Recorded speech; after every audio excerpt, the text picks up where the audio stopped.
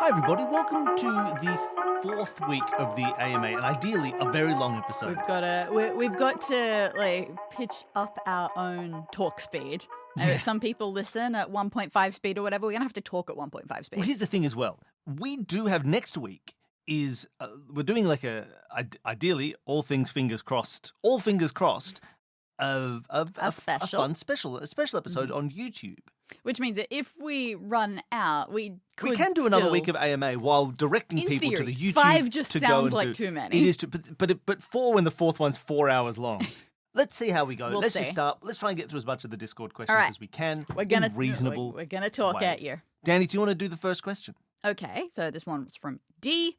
What is the process you use to make a room? Would you ever do a making of episode or video where you talk about your room design and puzzle setting process?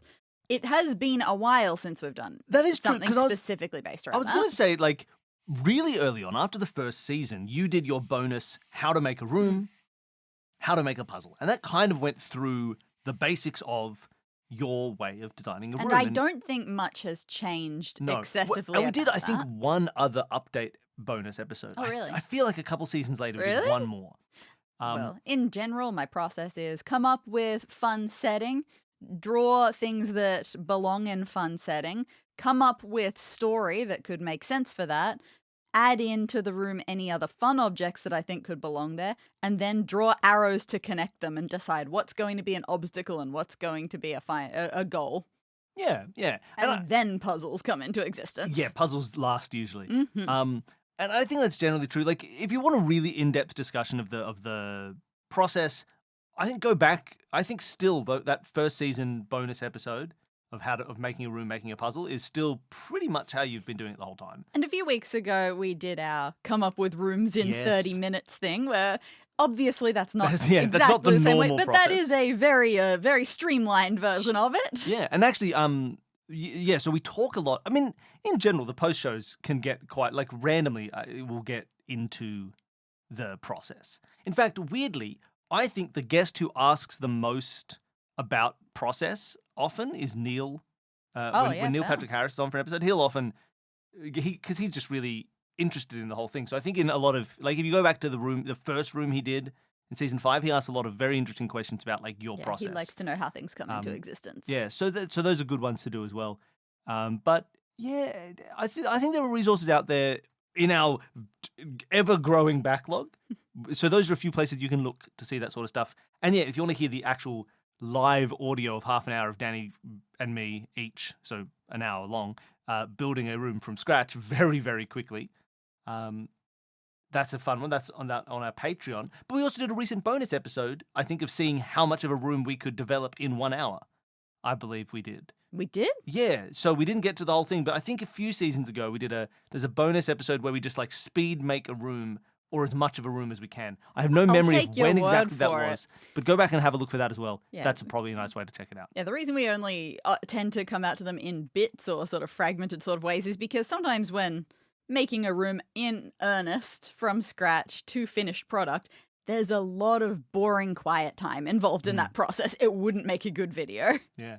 And well, 100%. The actual audio of a real like a full room design would be nothing. Very But also, dull. I think for a lot of people who've come on and run episodes for us, who've written a room for us, they will often have very, very different processes That's coming true. up with the rooms. So that's also a nice thing if you go to some of the videos where we have, or some of the podcasts This Escapes, not videos, none of them are in video, some of the podcasts This Escapes where we talk to guest game masters, there'll sometimes be nice insights into how other people might come up with room design, which is different from us. And that's maybe partly why we don't try and do too much making of like, here's how to do it, because it might not I work would for never you. tell anyone that this is the one way to do it.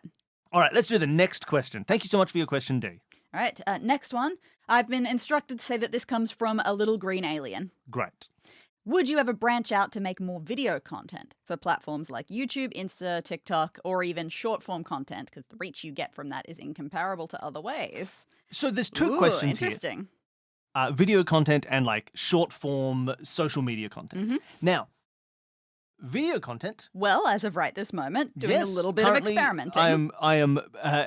As of the moment that this episode comes out, I have basically scrapped all the work I have done on the video edit of what I was doing because the program I was using was becoming unusable, and I've completely redone my method from the base up, and I'm starting again. But don't worry, it should be out in time. That said, I in no way want to consider this as a pivot to video. Absolutely not. We have no intention to pivot to video. The audio is audio. That's what it is. That's the format that it is made for. And I am a pretty firm believer in when you make something for a medium, that is always the best experience, right? So if we start making them for video, the audio listeners will suffer because they're now listening to audio for a video that's meant to be seen. Yeah. Right? And then if that isn't true, then it means we're not doing the video very well. Exactly. Right? There are some exceptions to this, but also the manner in which I edit audio, I think our show in its format can require sometimes, or benefits from a really tight edit, where you don't have too much blank space, or you make things a little bit clearer in the edit than they were in the recording, and in so video, that people that's understand. So much harder to handle. Editing like that, in video you cannot be anywhere near as precise as you can in audio. So in general, our shows that are audio shows will remain audio shows. No idea to pivot to video. We will possibly, especially if this one goes well, try and do a few more video specials. If we like this one. So we've got a video special coming out next week, playing through one of our previously made rooms. This is not new escape room. So not a new escape room. It'll be a replay of an old. So it's a new room. It's a new episode, new guests. For them, it's all new. If you're a long-term listener, they might be playing a room that you've heard somebody else play, which we haven't really done before. But I think that's kind of fun. I think it's nice to hear people play through a room that's already been played through. I think so we'll see how that goes. Can definitely work. And I like that. Now, in terms of short form content and social media, I have developed a pretty firm theory that it's very, very hard to correlate social media success and actual podcast success. Now, I think a lot of successful shows will have a successful social media, but it can be really hard to pivot people from short form video content into long-form audio content. Turns out the sorts of people who are typically getting entertainment from their quick-form 5-second video scrolling aren't the sorts of people who are going to put on a 90-minute podcast and just sit and listen to it. Now, I don't mind. I do like occasionally doing little shorts and things, because there are some people who see that and think, oh, I really want to listen to an escape room podcast. But you'll see a lot more people confused about why they've got 10 million followers and only 1,000 listens. Yeah, I think really early on, back in even just when we were on Twitter, I remember that moment. I do remember interacting with people on Twitter, other creators, where I assumed, because we had at the time 2,000 listeners and 1,000 subscribers and 1,000 Twitter followers, I would see someone with 70,000 Twitter followers, 100,000, who's an indie podcaster with 100,000 Twitter followers. And I would assume, therefore, that they have 100,000 listeners or 200,000 listeners. And then they'll later on tweet something like, man, isn't it annoying that I can't get my podcast over 400 listens? And I kind of went, oh, that's so weird. And more, and I know it's a bit of confirmation bias, but more and more I see that being true. Recently, someone was posting about that on a podcasting subreddit, being like, how do I get people to listen to the show? I've got 400 listens per episode, or 300, 200 listens per episode, but I've got 70,000 people liking every video that I post on TikTok. It's often hard because it's such a fundamentally different form of media. It might get more people to say, oh, I recognize those people. Oh, I know that show. But not necessarily then actually listen to the show. And because I wouldn't want to be making any money from a social media thing, I wouldn't be like, oh, people watching the shorts is getting me ad revenue, because I don't like ad revenue. I don't really care about people who know of the show but don't listen to it. I care about people who listen to the show and are a core audience that we can interact with, and then people who will help support the show. But someone going, I've seen a couple of the TikTok shorts, I don't listen to the show, but I'm going to help try and spread the word and donate. That's not a person who exists, right? So there's effort in the shorts that doesn't necessarily translate enough to value for us in terms of reach, but it might if we do it more. And in fact, if you are listening to this and you're the kind of person who likes taking a 1-minute clip of a show and posting it somewhere, and putting a little animation to it, I would like to say everybody has our permission to post a little clip from the show. in whatever form you want. certainly. It doesn't If have to be on it's- our channel. If it's you, a sort of thing that ends up being oh yeah, we should employ someone to do that at some point, then we'd have to ask a lot more questions about but that. if you want to be making little Oh, things and that's- posting about it and That's talking just about a thing that people hey, find fun. It's a go lot of for it. effort. I am surprised by how many people seem to just find that fun because it's so much work. But hopefully a bit more video content that is specific. We used to do more Twitch streaming of game stuff. We don't do that. We haven't really done that since we caught up with Nancy Drew.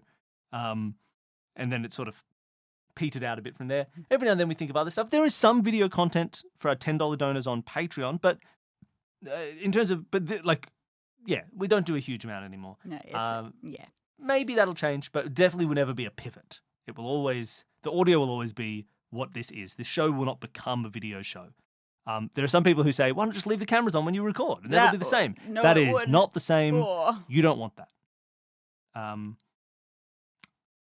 Next question? Yeah, But thank let's do you it. so much for the question. I hope I didn't come off as like disparaging the question. It's a very reasonable thing. I just thought I'd try and put my opinion forward. And if you completely disagree, if you say I'm an indie podcaster and I had 100 listens and then I got a really viral short on TikTok and now I get 10,000 listens per Really? episode, I mean, I'd love to know about it. and then I got a really viral thing is a very different. That's a very different sort of Yeah, true. occasion But- to I started posting my things on TikTok. But that's sort of where I'm at with it.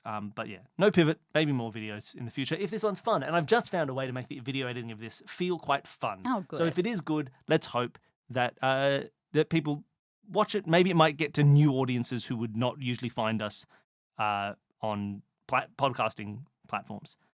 So hey, who knows?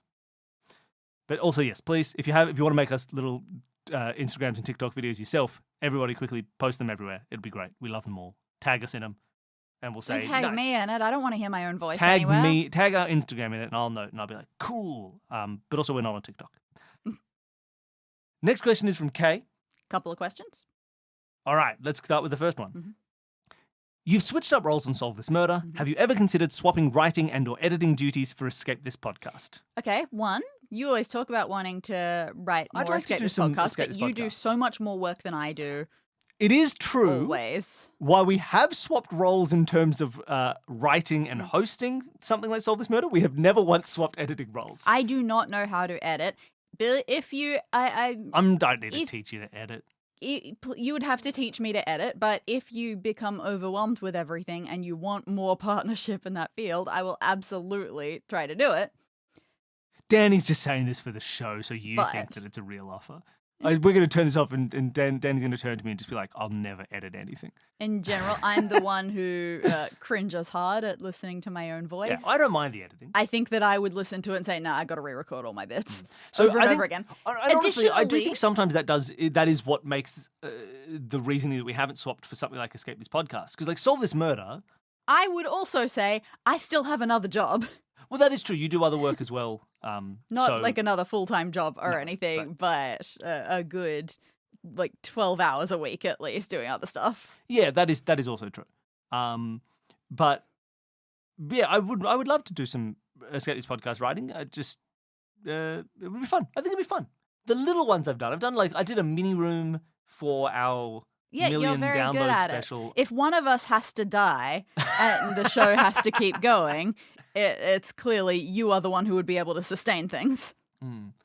I don't know if that's true, but yeah. So I think just because of that, for Escape This Podcast, it might be a touch more difficult because I would also then still be doing the editing and maybe the guest wrangling and all that sort of stuff for it as well. But not really. I think it could be fun.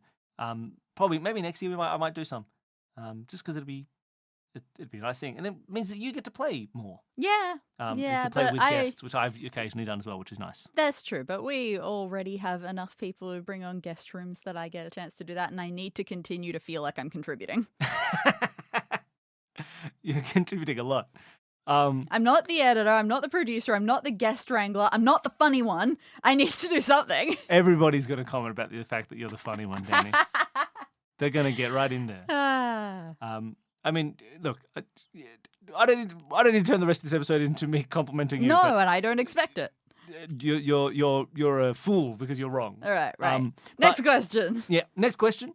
Have you ever had a recording with a guest go so poorly that you had to scrap or redo it? We laugh about all the time. We Yeah. tell people, oh, it's okay. If it goes badly, we'll just tell you we lost the audio. But no. We actually have had one episode that got scrapped because we lost the audio. Mm. In a legitimate, an actual episode that didn't go to air because I had completely could not get the audio going. This is when my cousin was on quite early on. Oh, that's right. And it was one of the first times we had used Zencaster. Yeah. Before we had Before a it reasonable got internet better. connection. And so it was both when we had an old Australia kind of pre-national broadband internet, which was horrendous and could not handle any kind of upload speed, mixed with Zencaster in its early days being much buggier than it is now. Because we use it now for all of our episodes and it's been perfectly fine. And it was the only time we ever had a technical issue be so bad that it's caused us to scrap an episode. And I still feel bad about that. I think there was also one like way back episode 4 or something we recorded with a couple of my friends and the audio just was Oh, miserably really? bad. But that's because we were just recording on the floor in the middle of a room. And we didn't end up using that one? No, we ended Oh, up getting wow. different Okay, so it's people happened on for that. twice. I want to say it's happened twice. Oh, well, that was episode 4, I think. Yeah. Yeah. Okay. Wild. Yeah. That was that was very early on. There was also one where thankfully it was, I want to say only the playtest audio or thereabouts where this was a problem where like halfway through it, a cable got knocked or something and static just came in very quietly at first. And then eventually this static just grew and grew until you you're right. So couldn't we hear did us lose one anymore. playtest to that So as well. we just sort of said, hey, I guess we'll put this up. Yeah, we put here's the until it start, stops and then I being cut it audible. out. We have occasionally had audio issues that have been quite hard. Yeah, you've been able to salvage stuff. So I've had ones where we've had a guest leave a metronome recording in their audio, so I've had to mix in mostly backup recording that has everybody talking, occasionally theirs, but muting individual moments of metronome. We've had some guests with like really bad background noise that we didn't notice because they were. I think that was back when we used Skype to record, and we would have them do a local recording and send it to us, I'm so glad all of our guests actually did that. We've had some guests who should not have had to go to that effort who did, so thank you very much. But it was a sound that was on the local recording that was cut out by Skype's natural like audio processing. And so when we got the actual recording, I was like, "Oh, this is What is so that hard to noise? use." And I don't but, you know, remember that happening. occasionally, I just had to learn the technical stuff.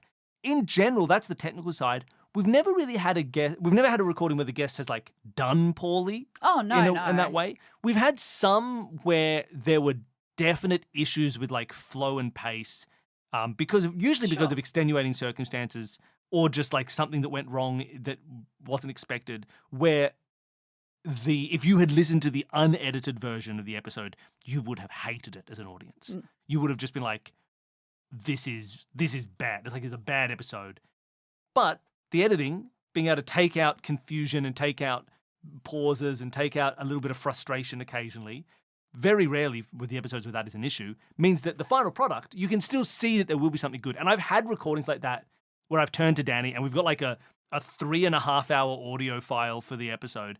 And we finished the recording and I'm clearly a little bit like, something happened and I didn't, and it was a bit off and I didn't like, or, something. But I'll still turn and be like, look, I can tell that will edit down to something We very can handle enjoyable. this. Like You can it'll handle work out this. really well. People will love it.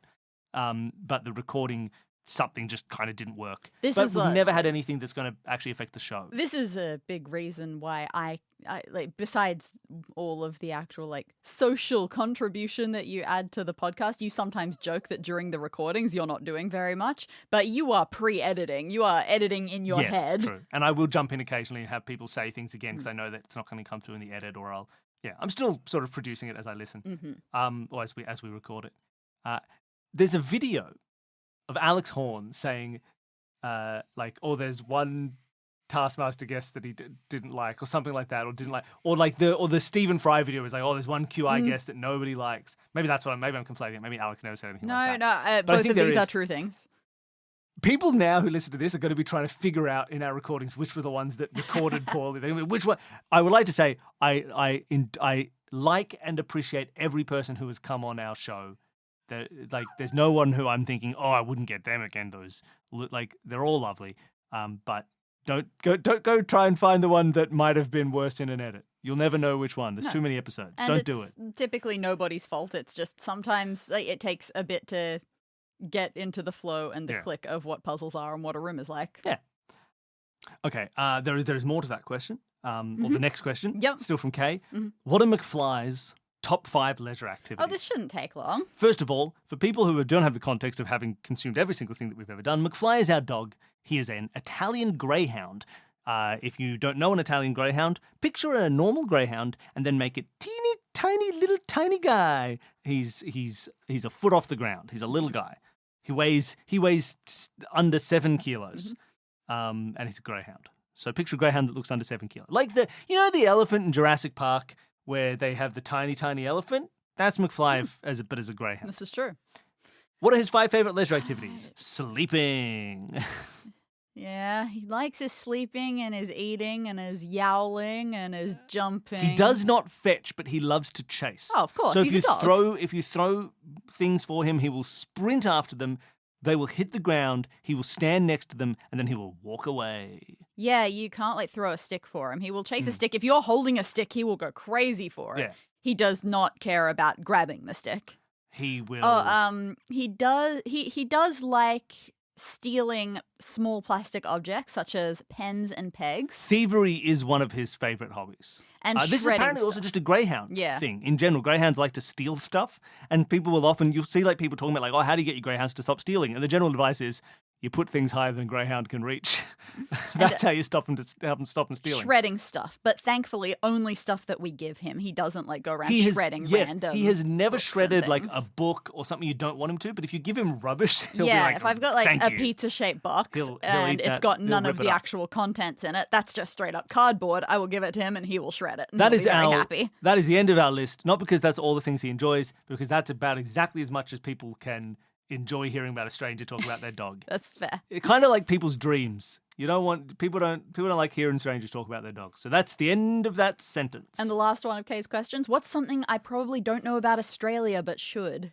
Ooh. Woo! Oh. Whew.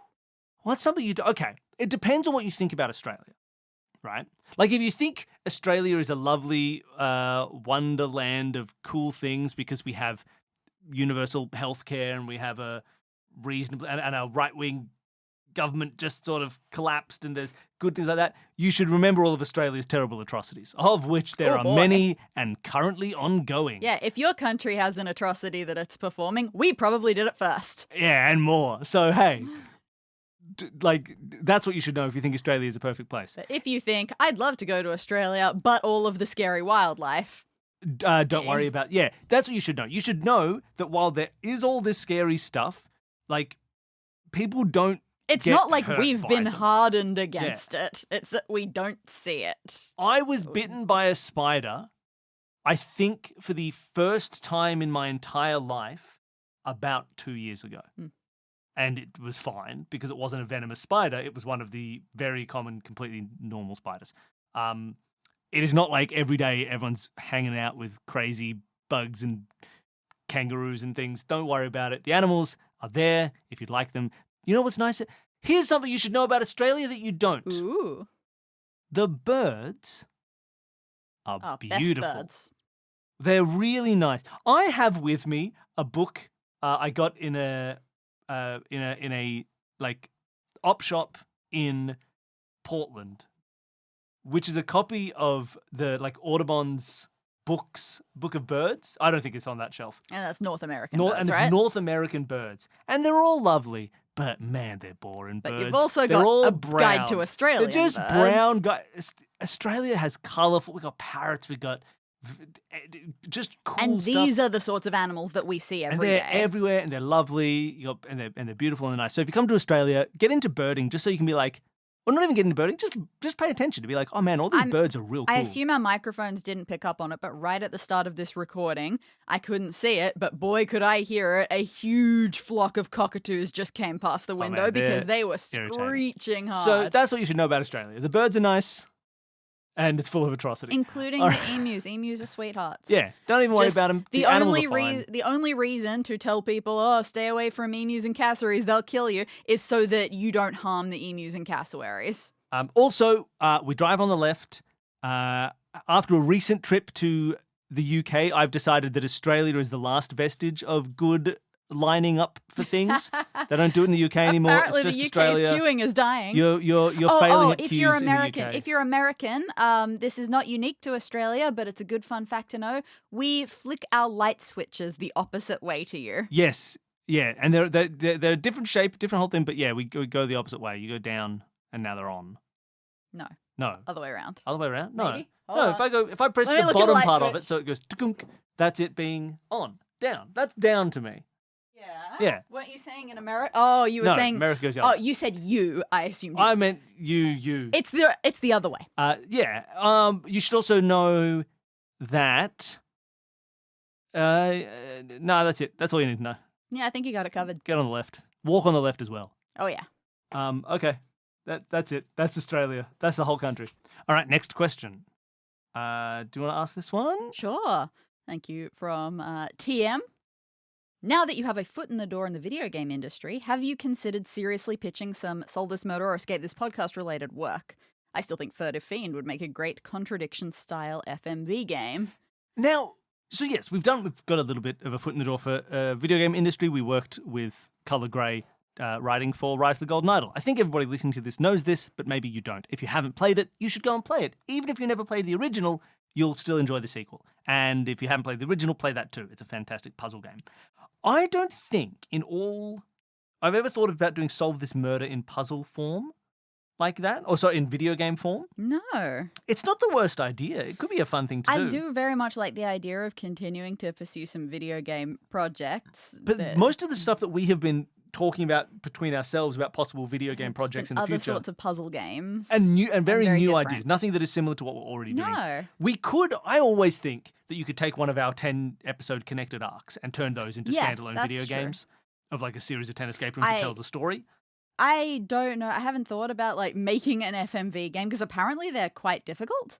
Like harder than you'd expect. It I doesn't think sound that's hard, but I video feel like gaming in general is harder than you expect. to make. definitely true, but I would love to act in someone's FMV video game. If you're making an FMV video game, call us. We'll act in it. Love it. But no, I do think there's a nice idea for adaptation in a video game format. And there are some people who've done like sort of like fan adaptations of some of our rooms in various like interactable online and gamey formats. There may be one, I won't announce it in any official way because I have no idea whether it will end up completely going ahead, but there might be a version of one of our rooms, an adaptation of one of our rooms being developed in a video game format right now Yeah. by someone that we know. I have no idea if that'll come together, and if it does, hey, that'll be great. I'll let you know as soon as there's anything official. But you might, who knows when that'll be? I don't. It would be nice to do, but yeah, I think if we were going to adapt anything as a pure adaptation of something that we do, my first thought would be something like Descent of the Culledons. Turn that into, I could picture that being a really nice video game. It's effective like a point and click adventure that goes for 10 sections. Yeah. You'd probably adapt it so you could do the rooms in different orders, like so you could choose which one to do, because a lot of them are fairly simultaneous in their ideas. And build that up. I think that could be a lot of fun. It could be. Uh, They're just a lot of these things need to be. There are so many floating ideas out there of directions we could take things and new projects that we can take on, but you end up with that. You need something to push you or entice you to one particular direction over others, because otherwise it's just an overwhelming paralysis of ideas. yeah, and we have a lot of ideas that we don't have started yet, right? We could, There's one thing that we just this week started and just went, all right, here's a new project that we can try to experiment with and see how it goes. We have a deadline on that. Great. That is now something that we are actually deadlines pushing will on. always push And things to it the was front. because someone that we knew came to us and said, hey, here is a thing that could work. Can we work together to see if this is a thing? So I suppose this is really a call that if you're a game developer and you want people to help write it, if just someone ask else has us. got the initiative, Because Go our us. initiative, and it's not because it's not because we don't do anything, it's because we're doing the things that we do already, right? You know, like deadlines are often king when it comes to these things, and we've got Escape This Podcast, Solve This so Murder many constantly things like needing to video come games out. tend to, they take up so much work and so much thought. I really feel bad about, like, even with Golden Idol, amazing to work on Golden Idol. I felt guilty sometimes about putting other things on the back burner for it. Yeah.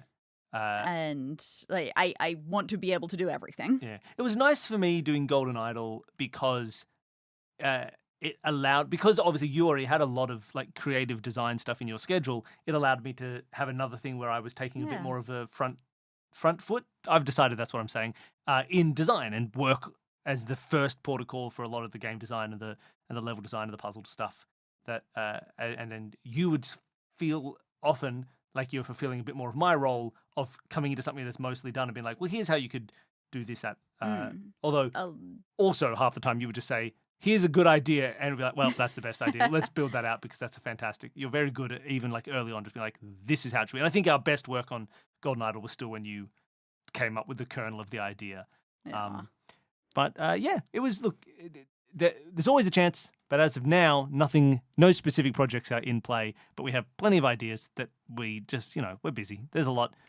If we can get the Patreon to many more dollars a month, right? Many more. And so we could then hire someone to do more of the Escape This Podcast and Solve This Murder stuff, which I wouldn't do because I'd be like, I'm giving up creative control. But we could have an editor and like a marketer, and then they could do all that because we're making so much Patreon money, and then we would be able to do more new projects. But as of now, we're busy. Yeah, sure. But yeah, doing more stuff is fun because we like doing stuff. I like doing new things. I think that's the thing that's nice. Video games are cool. And video games are cool. All right. Next question. Okay. Someone is responding to the question we didn't answer at the end of last episode of how did we meet, because we'd already answered it. So there's a continuation of this question from a different K asking, what was our first date? What was our wedding like? Were there puzzles at our wedding, etc., etc.? I will say, as you may have heard from the original story, we started dating when technically I was still 15 when we started dating. Just our first date was going to a movie. That's how teens date. We saw The Illusionist. You said a movie because I know you have trouble remembering which one it was. No, I did have trouble, and now I do a bit where I pretend to have trouble. We saw The Illusionist on our first date, and our consensus was, oh man, The Prestige was better. And when we got married, we got married again when we were young. We got married at 20, 21. We didn't realize how much we were into puzzles at that point. A thing that we're realizing more and more retrospectively. And also, because when you are that age, you don't think about how much you can personalize a wedding because of how many people think that the wedding's a mistake anyway. Yeah, right. Enough people are like, why are you getting married at all? You just want it to be normal, guys. You just want it to go well. We had a very nice, lovely wedding. It was a big family wedding. We invited just sort of once we were done inviting literally just like first cousins and uncles and aunts and things, we were at 120 people. Yeah, you have a big family. And so then it was like, okay, we'll invite kind of like one table's worth of just actual like close friends. And we had it was on the water on Sydney Harbour. My cousin made us a Hyrule Castle wedding cake. That is true. That's the puzzliest thing That's that we the got. puzzliest thing we had. We went to a really lovely place for people who know Sydney, we got married at... you can do it. What was the name of the park? Clark's Point Reserve. Reserve. It was Clark's Point. Is that Hunters Hill? Yeah. Yeah. I was gonna say Hunters Hill. I couldn't remember the name of the reserve. Yeah, Clark Point. It's on Sydney Harbour. You can see the bridge. At the sailing club. Yeah, it's on the harbour, opposite like Cockatoo Island. I insisted that we got the indoor venue because I was afraid of rain, which was a very reasonable idea. But it because didn't rain. It was a perfect the day day before and the day after rained, so things were marshy outside. And then we had our reception at Birkenhead Point. There's part of like the big kind of shopping thing there. It was is on the water at Birkenhead Point on the harbour. There was a lovely cafe. Maybe it's still there. I have no idea. I don't think it is. I don't think it is anymore. That is a wedding venue as well, and so they decked the whole thing out. It was very, very nice. The food was lovely. The place was lovely. And I was really sick. nicely, I didn't eat a thing. because we had very a bit upsetting. of a gap. Because we had a bit of a gap between the ceremony and the reception, which again, culturally, I don't know if that's always true of most places, or whether that's an Australian thing or like a British thing that Australians do. But Definitely whatever, we had a bit of a gap, and my dad very nicely organised for a bunch of visiting relatives A boat. a boat. So they spent that entire gap on a cruise in the harbour, going very, very slowly from Clark's Point to Birkenhead. Now, we did not get on We that did not boat. get on that We cruise. got, after went a few home. photos taken, we went back to your family's house and watched Scrubs on the computer. Is that what we did? That's what we How did. embarrassing. But yeah, and so nothing special. We weren't really puzzly, We just explicitly sat puzzle people back then. vegged out in front of the computer We in had our a wedding lot- clothes. We had a lot that was going on, Danny. And then the food was really nice. You didn't eat anything. Yeah, I and gotta then got take your very, very word hungry for it. later. I didn't eat for like 4 days after that either.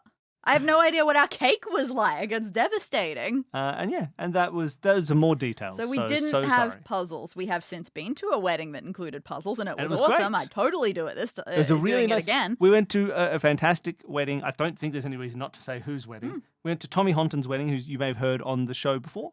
And at their wedding, they had puzzles done in a really, really tasteful and lovely way. Yeah. Where they had like moments of their life that were turned into puzzles, and people could engage with it, and it kind of encouraged you to talk to other guests and get to know people. I couldn't think of a better way to implement like puzzles at a wedding. No, it was beautiful. It was very lovely. Okay, Danny, Next what's one. the next question? Same person. Oh, same Another person. question from the same All K. right. Taskmaster related. If you had to come up with one, what would your prize task category be? Oh, I haven't thought that much about prize task categories. Yeah. Prize task categories. I mean, we do every time one of the prize tasks come on. We always pause and go, "What would we bring in for this?" I definitely, whatever it is, I am very insistent upon it being something that is actually in your house. Yes, I would Like, try and. they've gone pretty far into making things for the prize No, I task. do and like I'm the not idea into that is that I think they are best when it is what's some tat that you have sitting around your house that you can bring in. For people again who don't watch Taskmaster, the first task of every episode is people bring in the what will become the prizes for that episode, and they are like the thing in your house that you most wish you could give away effectively, but there's some, the thing that is the most shocking, or the thing that was the most surprisingly expensive, and those kinds of things. And sometimes they get very, very wordy and weird and fun. I don't know. Something of yours your parents kept that you wish they hadn't. That's fun. Yeah, I don't mind that. What about the thing you own that you are the most confused by? Interesting. That's what I I'm do. into that Bring sort of something thing. that you're like, I have this and I don't know what it is. It looks nice, but I have no idea what it is. I think that's what I would have. If I was That's setting fair. a price task, the thing you own that you are most confused by. And then someone else will bring in just like, oh, it's a 3D puzzle thing, the 3D eye puzzle. I don't know how to do it. I'm confused. Or it's a Rubik's Cube. It's confusing, isn't it? Yeah, I've gone straight to they're going to be humiliated by mine. There's no way around it. That's what this prize is for. Yeah. But that'd be mine. That'd be my pitch. Yeah. All right, next question, Danny. All right, TM. Is there any content within Consume This Media that you've genuinely regretted making? Yes, and we didn't make it. Oh, We live streamed Riven. yes. This And was we got exactly where I was. Too angry at the end of Riven. Yeah, I will say, you're saying we, and I know that we both did get mad at it. Was it me or you who got mad? You definitely get more vocally mad at the stuff and lose your temper. a Well, bit there's at it. no video evidence, so who knows? Hmm.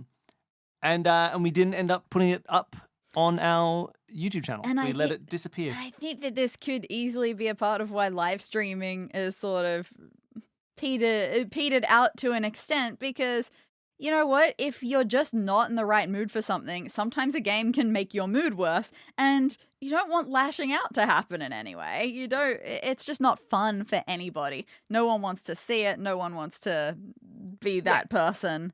Yeah, and- it's not a fun thing. Yeah.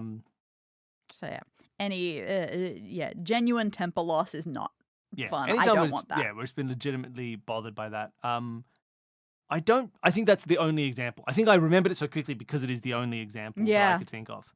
I can't think of anything else. Everything else has been good. I've really liked all of it. It's all been nice. I don't think there's anything I've regretted. No, some things have been worse than others that I've put out there, but it's good for people to see ups and downs sometimes in certain ways. Yeah. Oh no, I think it's all pretty. I'm pretty happy with all of it. I think in general, We enjoy making the things we make. We make them because we want to do it. There's stuff that, like, I think we would have regretted had we done it.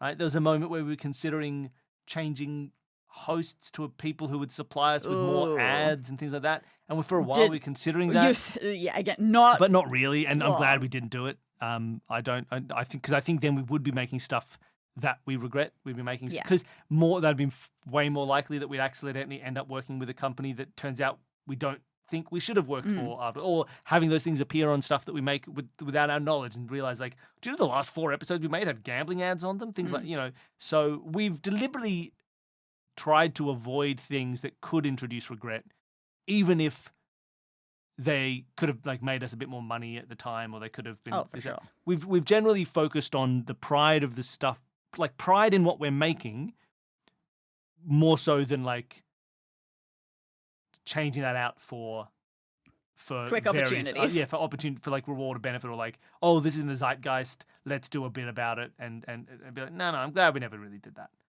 So I think because we've focused on making stuff we're proud to make, there's nothing that we've regretted. Is there anything we've regretted in a weird way? Like, oh no, we'd made this, and now the ramifications of that mean. I mean, thankfully, no. When you're a guest-based thing, you always worry that, oh no, what horrible scandal is going to come out Yeah, that's about true. someone. Or, it could even just be, what if one of us has a slip of the tongue that gets interpreted in the worst possible way? Oh yeah, that's true. And thankfully, none of that has No. happened. And to be honest, really. occasionally we have said a thing that is completely innocuous that I have during the edit gone there, because I got so used to being on Twitter back when I was on Twitter. I'm not the worst at seeing potential bad face implications or like interpretations of things, bad faith interpretations of stuff you say, where it's just like, obviously, to any normal person, we're clearly saying this puzzle was bad. But if you're really, really weird about it, you might think that we're saying anybody who is from this part of the world doesn't deserve to live. You have to. It'd be a massive stretch. Yeah, that was a bad slip of And we the were tongue like- that day. Slide puzzles are cool, and they're like, oh yeah, but slide puzzles. Okay, let's were not try to banned. come up with Right. examples. So, like, yeah. And occasionally I have cut things like that, which I probably didn't need to, but I'm like, there's a chance that this could become misinterpreted in some very, very, very subtle way that would be bad. So why not? No point. It wasn't that important a thing to say.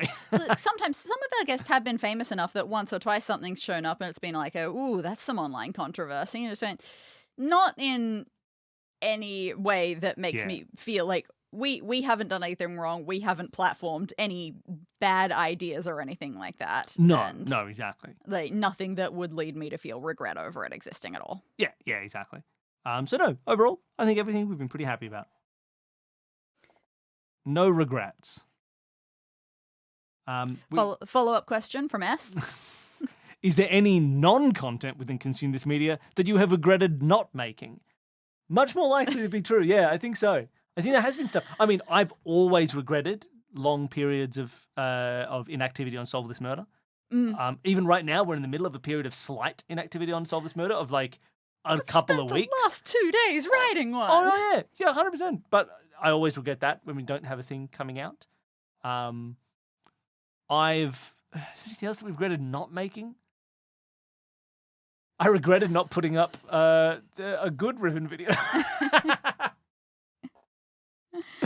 We lost the second half of one of our Nancy Drew playthroughs. That's pretty sad. Yeah, the carousel of Yeah, lies. haunted carousel. We didn't get the second half of that. Got corrupted and didn't get posted. So sad. I really regret that because there's no way to recreate it. Any ideas we thought this could be cool and then not done? I don't think. I mean, Maybe.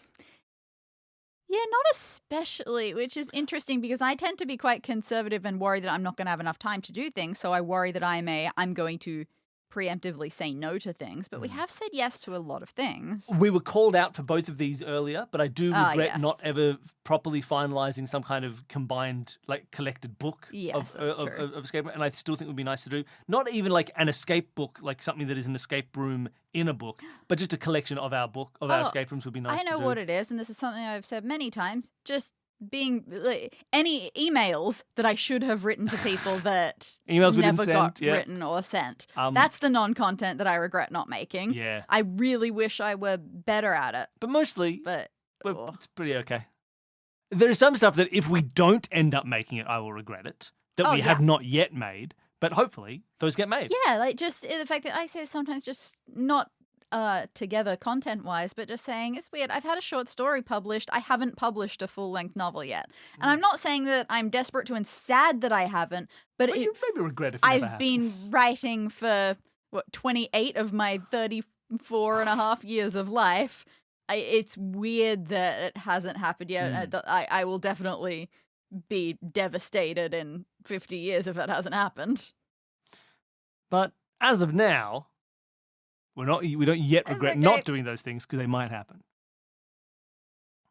Just like going to the Olympics. Okay, we got more. We got to keep going. Yep. We got to keep going. Okay. We got to pick up the pace. How long have we been going? A long time. Not long enough. Let's keep but going. we got to keep going.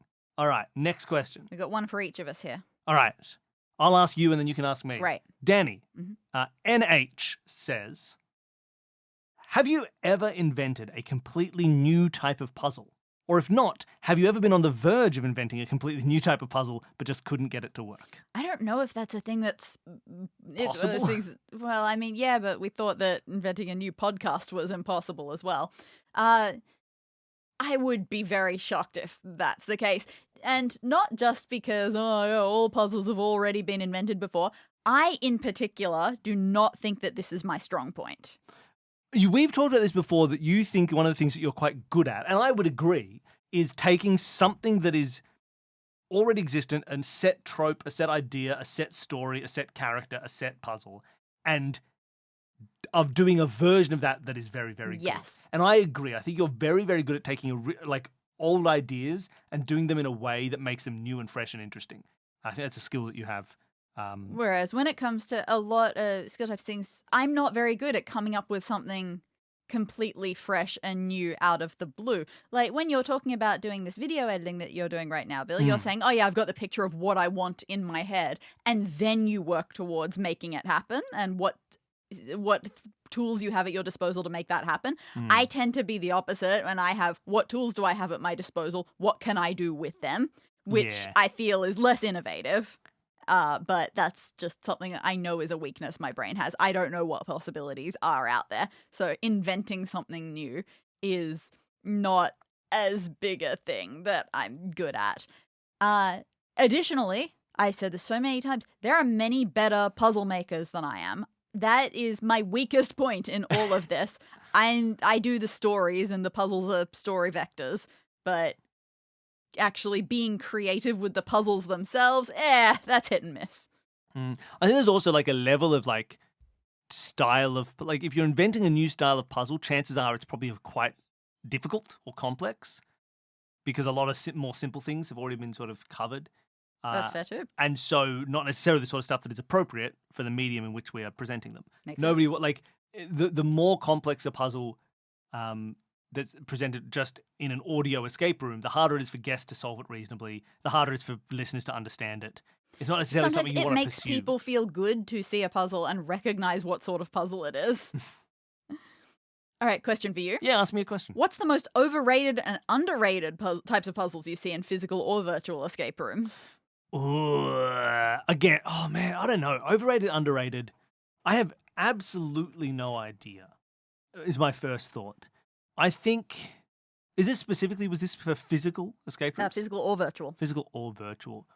I think an underrated style of puzzle when you're analyzing a room is just like vague thematic association. I think people underplay how much that feels like solving a puzzle, right? The feeling of like, wait a minute, does this go with this? And just stick them together. And you don't need to solve a puzzle to put them together, but it's like the environmental puzzle of noticing that things are connected and matching them and bringing that together and solving that. I think it's not underrated by players, right? Because when you're playing it, you love that moment. You feel really cool when you're just like, wait a minute. Sorry, did you say it was like an old piece of rope and we needed a ladder that like the ladder was missing struts. Can't we make those out of rope so it's like a rope ladder? Yes, you can. Oh my God. Like those feel like it's not a real puzzle.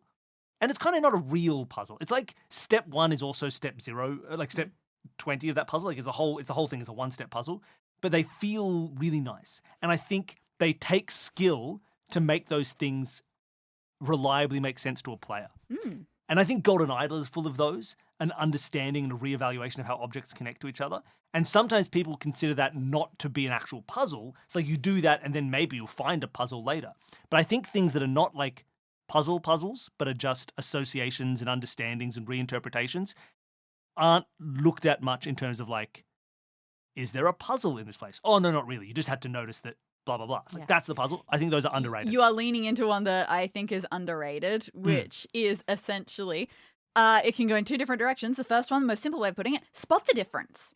In terms of you are given, for example, a picture of the room you are in, and you have to see what is different and pay attention to that. That is very fun. And another version of that I want to say is you're given a map of the escape room that you're in, and you have to look at the map and notice, wait, is that a compartment behind that safe? If I push this safe aside, is there something there? So yeah, a map where something isn't quite right, a spot the difference where something isn't quite right. Noticing that the photo you were given is the same, but the bed's in the wrong place. So you move the bed and you find a lockbox or something. That's great. It's not even like a strength that I have in noticing, but I think it's a weakness that I have, apparently. But yeah, that is very cool. So I think those are underrated in terms of people come up with like what puzzles were in this room. People often go over like ignore those as being puzzles, but they are, and it feels so good to solve. As for something that's a bit overrated, this isn't a puzzle, but Room Escape Artist posted something about this quite recently So that I therefore we think know it's the right opinion. can be overvalued. I agree with it absolutely. Giving players a choice at the end. I'm not saying that it's bad, but I'm saying it is definitely overrated. Like a lot of people have gotten to a point of thinking that it has to happen, and that's wrong, and it can detract. Yes, I don't think you always need a choice. I think it's like sometimes I feel like we talked about this in one of our experiencing the ramifications of what's going on it is more interesting than just being like, now you choose how this is going to end. Like, well, what do you mean? I want to see kind of what's going to happen, as opposed to it's like agency, but in it can be done really well, but sometimes it is just like... It can often be false agency or just mean that you feel like you are being let down at the end in some way. Yeah. And also, it leaves with the feeling of you could pick wrong, even though likely you couldn't. There's still something that feels like you could be picking wrong, and that moment of stress I don't like. I think also sometimes in escape rooms there's a tendency to feel a bit bothered by it, because it's like, well, now I know there's a second ending I didn't get, and I'm never going to come back and do this room again. Yeah, exactly. So unless you tell me right now what the other option was, I'm going to feel like you're deliberately trying to trick me into paying for a second escape room. Yes. Not always, obviously. It doesn't always. Some of them are really fun, really meaningful, and the more that you can make that decision meaningful, the better. But sometimes people rely on the decision for the meaning. So no, you have to build the meaning first, and then the decision will feel good. But having a decision doesn't add meaning to your room. No, I think that I'm more leaning towards there is only one decision to make, but the attitude with which you approach that decision is variable. Yeah. Wonderful. All right, well, there you go. Next question. Oh, no. A follow-up from God knows how long ago this was now, 2 weeks ago. What's your favourite pasta shape? Billy, you're a penne person. Penne? If we're talking day-to-day pasta. If we're talking like little fancy, like, ooh, you want a little bit of fancy pasta? Orecchiette. Oh, interesting. Just because it's like, when you get that, you never get that normally. That's fair. I like a good shell. Danny, I like a good shell. When was the last time we had shell? It's been a while. I don't know the Italian. You can just sort of slurp shells really They're nicely. Good. Oh, man, let's get some shell pasta. All right, done. All right, so that was from M. M also has another question. Given your increased enjoyment of the #1 party game in the world, according to Board Game Geek, Blood on the Clocktower, would you venture into producing your own Blood on the Clocktower content or appearing on videos/live streams with folks like John Gracie, Beardy, Pandemonium Institute? Very simple answer. Yes. Yes. Yeah. If you have a Clock Tower stream, if anyone has power to make this happen, we're at the stage now where we have asked nobody, and therefore I don't know why we're so confused that no one has agreed to let us on their shows, given that we have not asked them. But we should at some point, because we would love to be more involved in the streaming world of Blood on the Clocktower. We've met a handful of these people. We know a bunch of the people who are one or two, involved all in of it. We will say yes. If you are listening to this and and you're part of the decision-making process, please invite us on. I have thought about making Blood on the Clock Tower content. I think there is a type of Blood on the Clock Tower content that is missing, not missing, but is wanted, right? Where usually there are two worlds of Blood on the Clock Tower content. One is live streamed games or recordings of games that are basically a live stream. So it's just one person's perspective, like they've just hit record of their screen and they go through the whole thing and it's very live and it's very whatever. Or properly edited versions of a Clock Tower game. Yes, the full only, production. Right, where it's like you see every conversation, not just whatever the person is currently watching in their viewpoint. So you get full context. You see this, that, you see that like there's what do you decisions think is as to the placement. missing? No, what I'm saying is that second type, I think there are two people who do that. There are only a couple. There's like No Rolls Barred, famously, like they have, in terms of production, in terms of course. the video, they put that together. They were the ones who are like the people who do that. And I think the Survivor Plays Clock Tower also does that, where you see a lot of conversations that are That's happening pretty in fair. tandem. My personal experience is I don't know Becca anyone else. Scott's channel, Were they edited like that? where you can see people's conversations. Yes. probably? Although no, yeah. So Good Time Society did them, but again, a lot of these ones that do, because it's so time consuming, will not do them regularly. Apparently it's huge, and they need like proper big kickstarted things. I would like to to be able to make do them work. something that is closer to the latter, but easy enough to make it more regular. We love consuming this sort of content, but we keep saying the ones that we love the most are the ones that are entertainment quality rather than Yes. live streaming. Ones that are style. designed for the like as an entertainment product with nice editing and understanding of that sort of dynamic. If we were going to make something, I wouldn't do live stream games. I would err on the side of trying to do it that way. And as I'm finding out right now, video Video's hard. editing, I don't like it. If anyone's a video editor who wants $0 to edit Blood on the Clock Tower games together, we'll profit share the YouTube videos or something. But let us know. These are our slave labor videos. No, look, here's what we'll do. We'll do the recording, you edit the whole thing, and then we'll put it up on YouTube together, and we'll split the profits. But we won't pay you, because we don't have that in our budget. But if that sounds enticing to someone who loves to video edit, let us know. We'll see how it goes. Yeah, this is why we don't get a lot of our projects done, because of ethics. Ethics and morals. I don't mind. I think that's an ethical decision. Eh, They'd be it's making money. All right. not where we are. Okay. That's our answer to that. Yes. The answer is yes. Let's keep going. A asks, why do you think the questions asked here swing between very sincere and why is pasta the best carb? Because that's what I asked for. Yeah, Danny did I specifically ask requested for this sort of thing. insincere questions. I think also because, some people like asking questions. Some people like asking silly questions. There's probably I say this with far less negativity than everybody else because I don't think it's a bad thing. Okay, I think there's parasocial elements to it as well. fair. There's a lot of silly questions that you ask your friends and that you would discuss as a point that you want other people to answer. And we're delivering. You've learned about our wedding today. Yeah, true. Look, people like to talk about parasocial stuff in the world of like art and podcasting and all this other stuff, but they say it like it's a bad word that must always be avoided. I think it's just a description of certain types of relationships. I think, you have people like parasocial means bad. It's like, well, I mean, you have a parasocial relationship with many, many people in your life outside of just the entertainment you listen to. And look, a lot of these people who are posting these questions are in our Discord. We are in our Discord. Half of this is social. Where is the line Yeah. between parasocial and social? Like if we've played Blood on the Clock Tower games with you on our Discord, That's a social. social relationship. There's no you can take that para, you can chop it off and throw it away. So like who knows? It's all a bit weird, but I think that's also part. Like people, this is the thing to ask people who are kind of friends about a thing, and it's fun. And sometimes silly questions are nice, I think. Absolutely. And sincere questions, because here's the thing. I have talked a lot recently in our private life about what makes our shows work, and to other people about this. And I think one of the elements that makes our shows really nice, and a thing that I really appreciate from our shows, is that there is a forced earnestness in our shows. Nobody, at a certain point, everybody involved has to stop doing bits. They have to start earnestly attempting to engage. right? Interesting.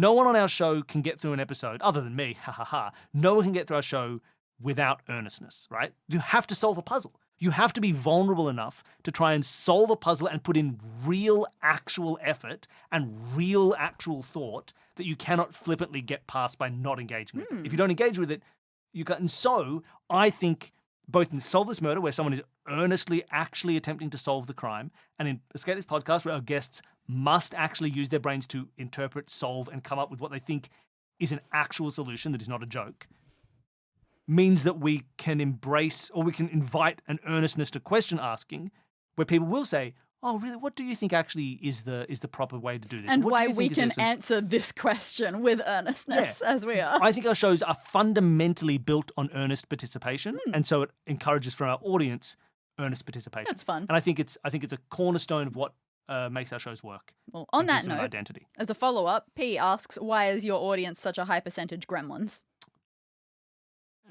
Because you're all too online. Turns out puzzles attract big old indoor nerds. Yeah, you're all big nerds, that's why. I don't think our audience is a high percentage gremlins. I think they're all great. I don't even know what a gremlin. I'd like everyone to think very carefully.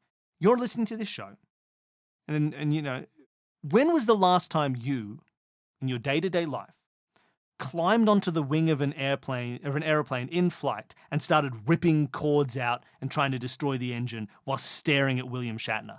None. I don't know the last time any of you did that. So I would say that none of you are gremlins. Interesting. When was the last time you fed yourself after midnight? Never, I would say. I don't think any of you have ever eaten food after midnight. Yep. I don't know. I think our audience is high percentage gremlins because they're fun. Yeah, I respect it. You're the kind of person who enjoys solving puzzles online. You've got to be a bit of a gremlin. Everyone has a bit of gremlin inside them, and I've got a bitter gremlin in me. He's mad at the world. but yeah, I'm also not the sort of person where if you are listening to this and you don't associate with gremlin and you feel like, no, I'm just a fully functioning human being with multiple hobbies, yeah, I understand that is likely true as well. I respect that as well. You don't have to identify as a gremlin human in order to enjoy nerdy stuff. Yes, you can be a very well put together nerd. You can be the William Shatner sitting on the plane looking at the gremlin on the wing, just being like, you're taking the wiring out of this podcast. We're going to fall. We're going to crash into the ocean and no one believes me. Danny. M asks, we know carcinization is a thing and Is everything that how that's pronounced? who knows? And everything will eventually turn into a crab. What is the timeline in which you expect to turn the podcast into a crab? Right, so yeah, this is a thing in evolutionary long-term biology where they keep saying Things stuff keep keeps evolving evolving into into crabs. Obviously, millions and millions of years before the podcast turns into a crab. I don't know. I've already written a mini arc with exactly 5 episodes in it. I think it's halfway there. Hey, Danny, Mhm. our podcast's already a crab. Yeah. It's got legs, and it really grabs you. That's a crab. It's a crab. Next question. In this crab podcast future, is it going to be snip this claw or foam this bubble? Next question. No, we said that we would take every question seriously. Okay. I Escape mean, this podcast. No. Well, okay, what's your crab answer? Either it would be Deck of this pod. Deck of this Of pod? course it's Deck of this pod. Deck of this pod. You've got to have pod at the end. It could potentially be Arthur of this Yeah. pod, but that's a bit more awkward. So Deck of this pod. Done. C asks, what is your least favorite bit about escape room creation? Ooh, okay. Now, in general, our least favorite bit is all the stuff that we don't do. It's hiring employees. It's organizing and renting out a space and getting physical insurance escape for it. rooms. Oh, It's yeah, building God. a set and making sure it doesn't break. It's playtesting it rigorously for all of the various people who'll turn up drunk having this be their first ever escape room. Those are the things we don't like about real escape room creation, and therefore it's why we never intend to open a real escape room. Yeah, it's true. We also have things. So let's try to go through my usual process. Which is the bit that I dread most?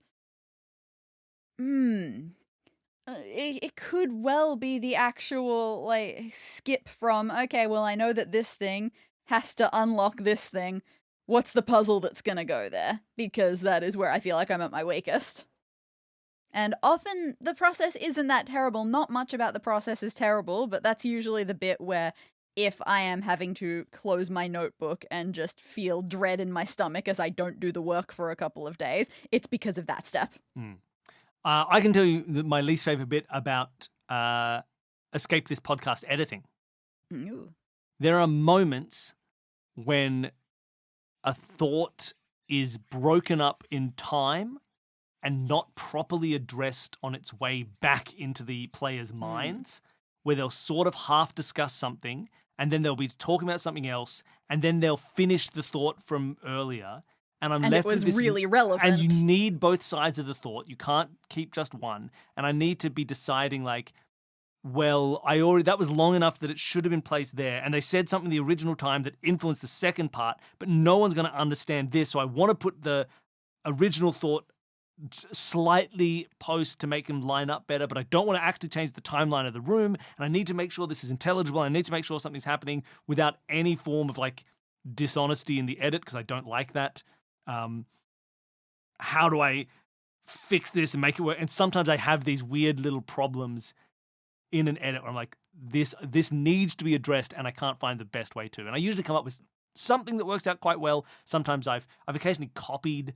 The weirdest one I've ever done is I went, this will only sound good if there's like a small filler word here where someone's like, I don't know, and then it makes sense. And I would take them saying, I don't know, but about a different thing in the episode. Ooh. And I'll put it as a fake filler word in between an idea I didn't know to that. make That's it exciting. work. And there are some episodes where if you listen incredibly careful, you might notice that at one point they went like, no, about something. And 25 minutes later, they make the exact same, no.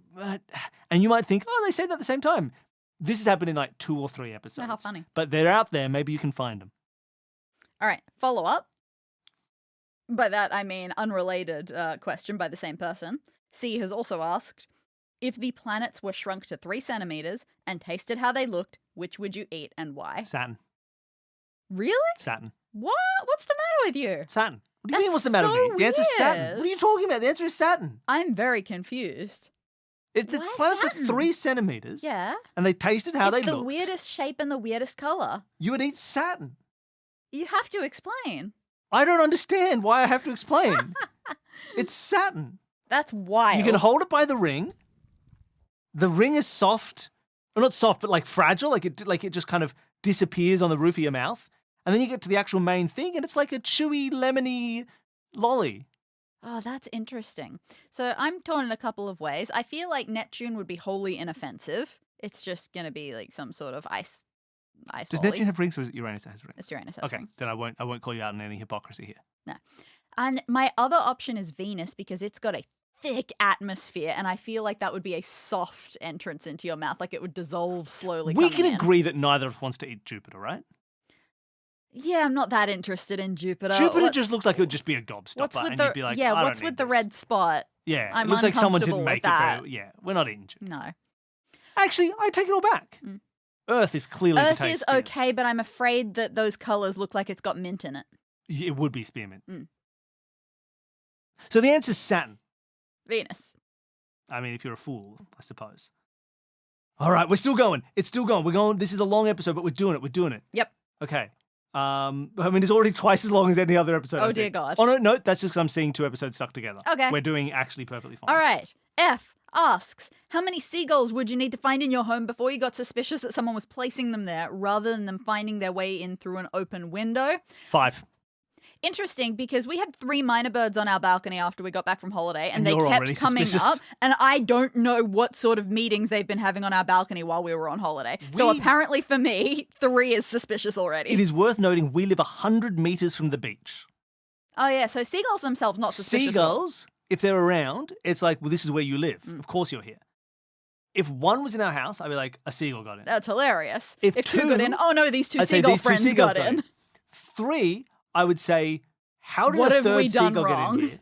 4, I would be like, we have something here. This guy. 5, I would say, okay, someone's putting seagulls in our house. So it's 5. Mm. That's the answer. Yeah, okay, 3 is the seagulls have their own conspiracy. Yeah. 4 or 5 is a person 4 or 5 is is when a involved. person. It's 4 or 5. Okay.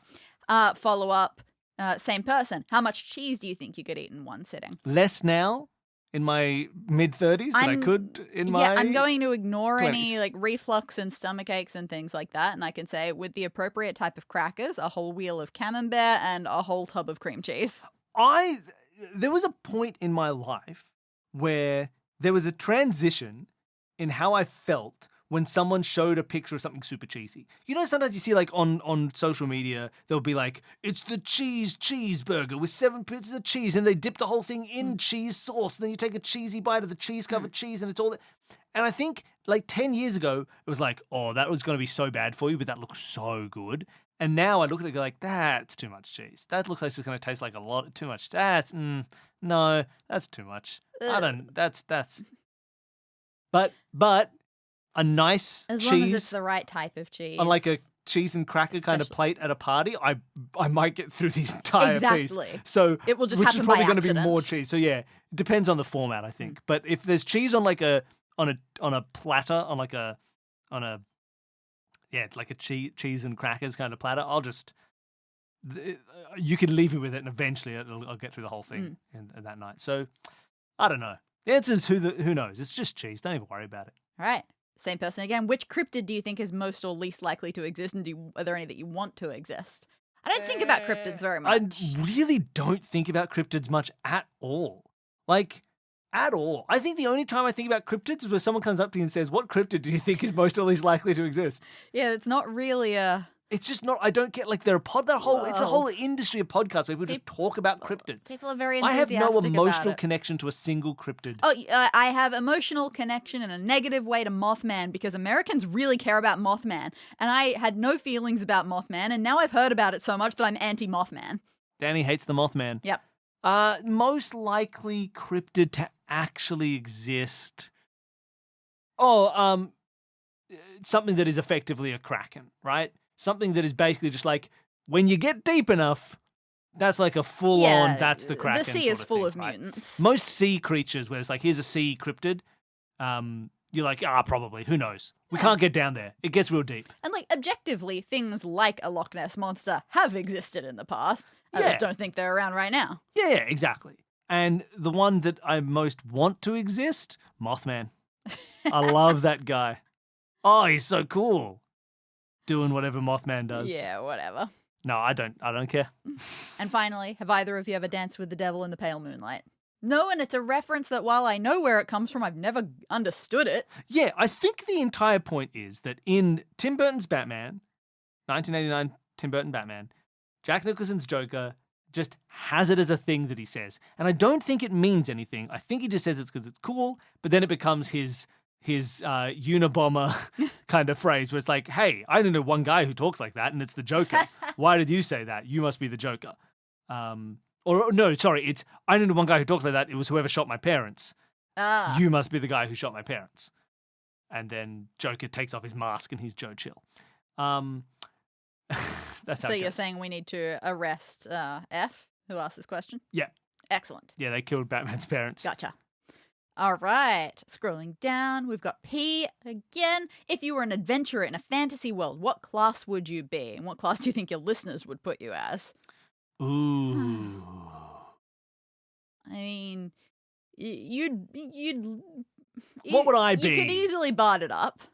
I could bard it up because I can sing, I can play instruments, and I like You're good at encouraging people to improvising. success. I also just like telling people that they're You going to do. do well.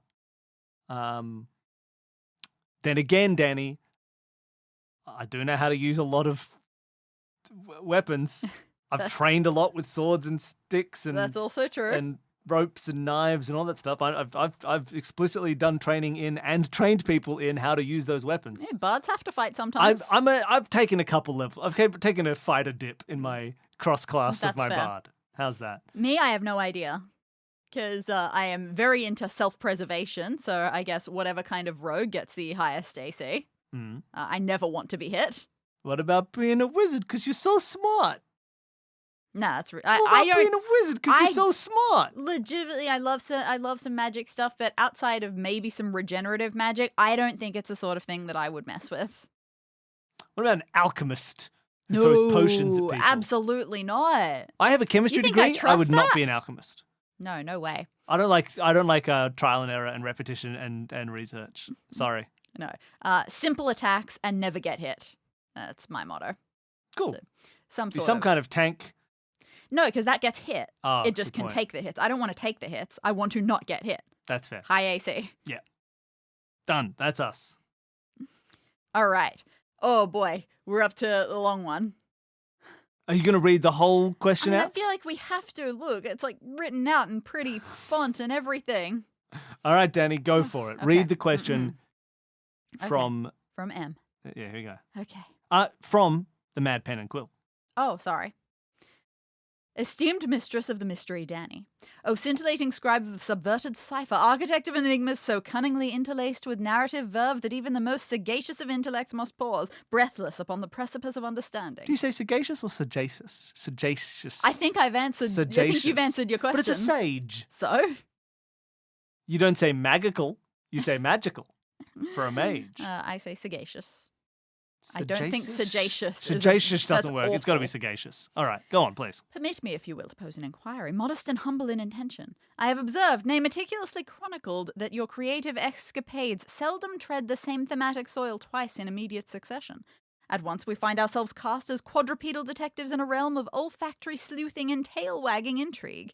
A fortnight hence we are unceremoniously repurposed as seekers of confectionery felicity in preparation for our Damn, I was doing so well. Do you say blissful or blissful? Blissfully impending matrimonial culmination. Such whiplash-inducing vacillations of genre and setting leave the intellect both exhilarated and utterly deliciously befuddled. It is as though your creative compass spins not to the magnetic north of predictability, but rather pirouettes freely upon the axis of caprice itself. I must inquire what informs this kaleidoscopic fluctuation in motif. Is there method beneath the apparent madness? A lattice of logic beneath the patchwork of plots? Or do you, in a fit of whimsy and delight, simply cast your quill upon the nearest curiosity and declare, "This one, yes, this is the adventure for today"? I await your insight with breath bated and my plume trembling in anticipation. Ever yours in reverent exultation, The Quill. P.S. Please be concise in your response. We haven't all day after all. In generally, definitely the second one. Like, come up with an idea and go, yes, this is the one that just my brain works with today. But also, because I can't do two themes that are too similar in a row because I feel like I've used all of the good ideas on the first one. Yeah, I think because you usually approach your themes specifically with like what would naturally be in this place and then use those to build the room, it's hard to do it a It will second feel time. like they're identical twice Yeah. in a row. Eventually, maybe a few years later, I can revisit things in a different way, but immediately trying to follow in some sort of theme for it, no, that tends to not be the way I think at all. Makes sense. I think Right. that's fair. And there's one for you as well, from the same user. I'll read it. Mhm. Oi, Bill, what be your favourite ink? Mine's blue. I don't eat ink. Squid. Oh, one could only assume. All right. Done. All right. We'll keep going. Another Taskmaster one. This one's from M. If you could curate an episode of Taskmaster, what tasks would you choose? And like possibly reusing other ones. Ooh, all right. I feel like I might have discussed this before. I've already forgotten everything that we said last week. So we've already come up with our prize tasks.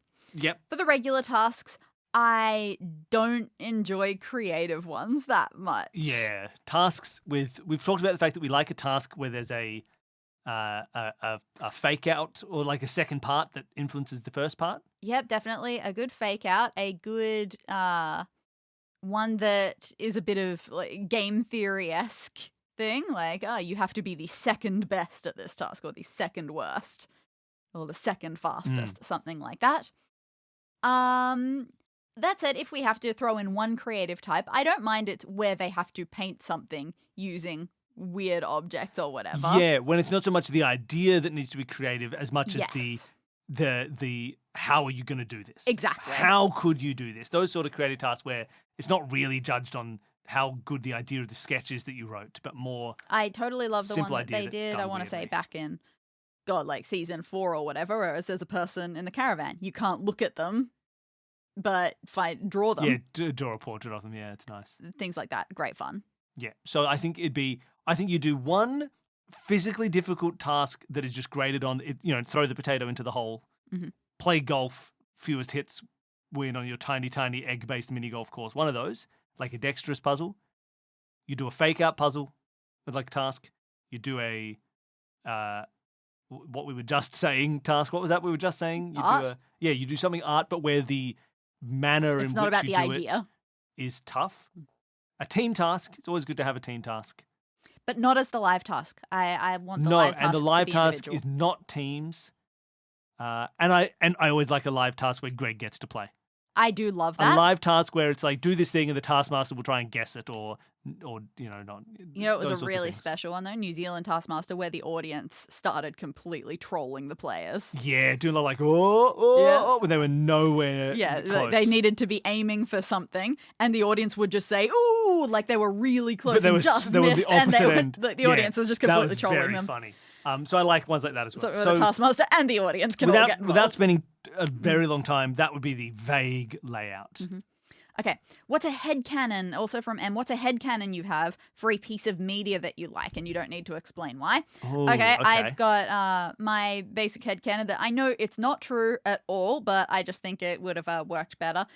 Batman Arkham Knight. Batman has been scarecrow poisoned the entire time. The big reveals that happen at the end didn't happen. That was all just his psychiatric problems going on. All of the criminals that he is running down in the streets, no, those are real normal people of Gotham that he is seeing as bad guys. That this is all happening in Batman's poisoned head. That's fair. I feel like I have headcanons for things, but I can't pull one up at will. Danny, what's a headcanon that I have? What's the thing where I've got some theory of how it all makes sense? I feel like there's somewhere I'm just like, this is clearly the correct. Obviously the thing in Force Awakens of why is Rey so powerful?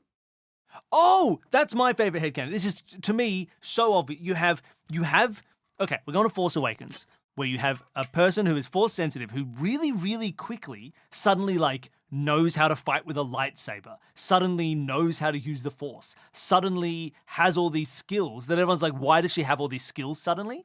And then you think, well, what scene happened earlier? There was a scene where She literally mind melded with Kylo Ren. Kylo Ren tried to like interrogate her by going into her mind and reading her thoughts, and then that process went wrong. And my headcanon, which I still think is true, despite what anything else in the movie might say at any point, is that is how when he was trying to get information from her and it went wrong, she from him got all of the information, got a whole bunch of information about like his Jedi training that he did with Luke.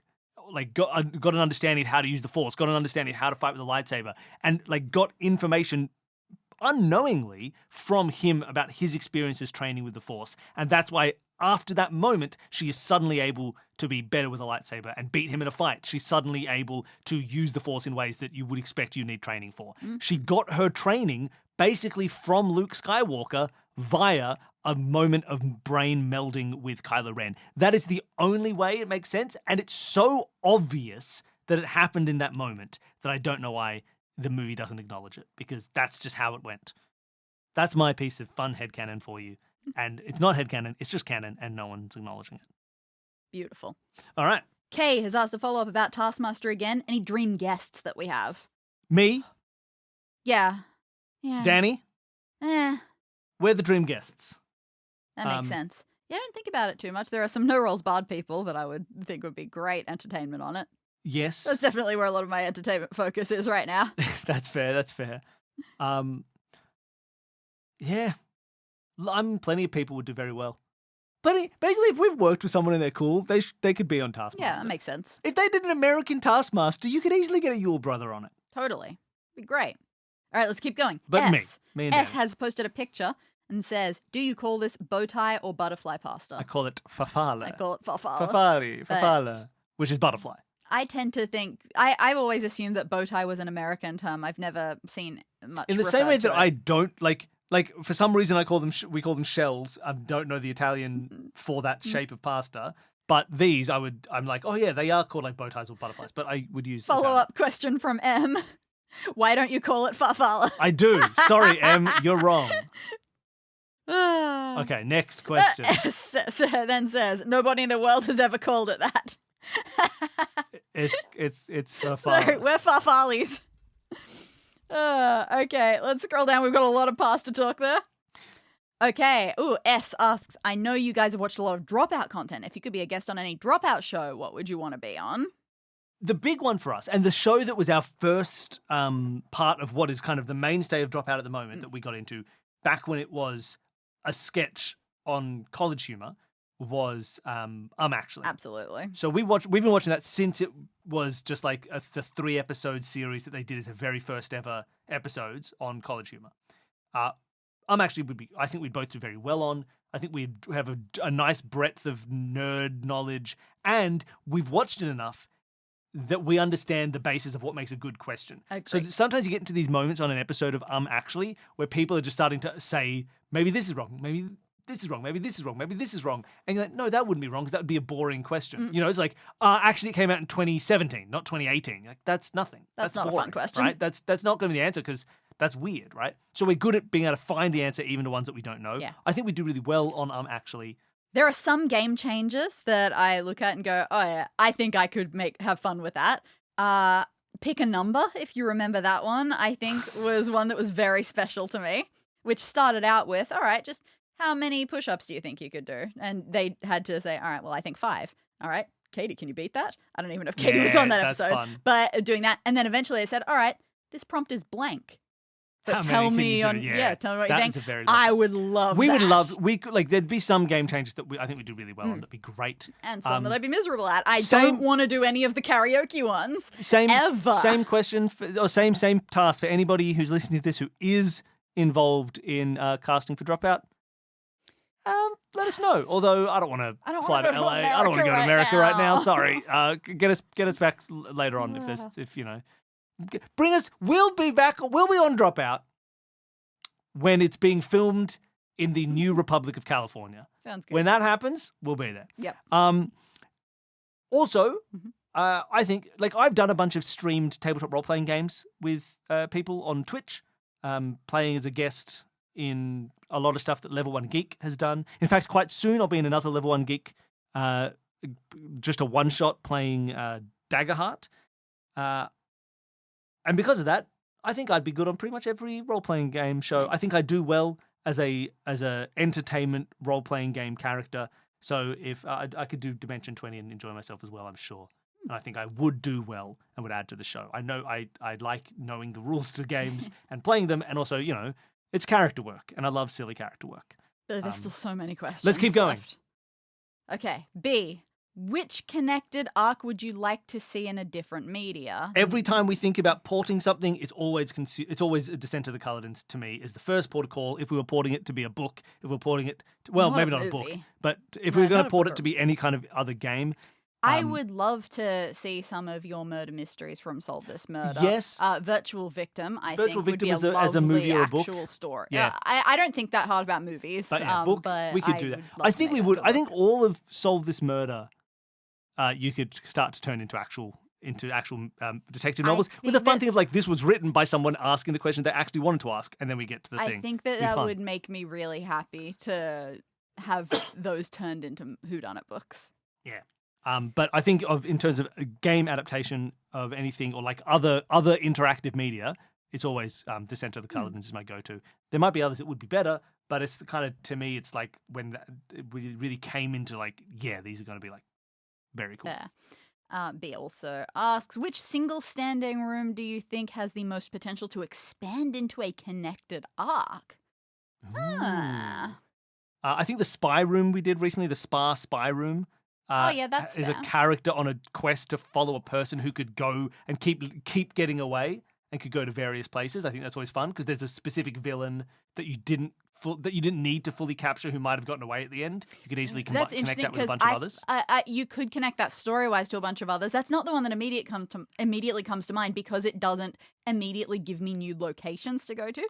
Whereas I think, say, the one where you are trapped in the dungeon, the young Prince Regent or whoever is trapped you in the that's dungeon. a great one. There's loads of other settings that you And can there's make a with quest that one. like that kind of And it had a ended with quest. more will happen, but Yes, you won't see it. you are now going to go start a revolution. You're right. That one very, very easily could Great. go into it.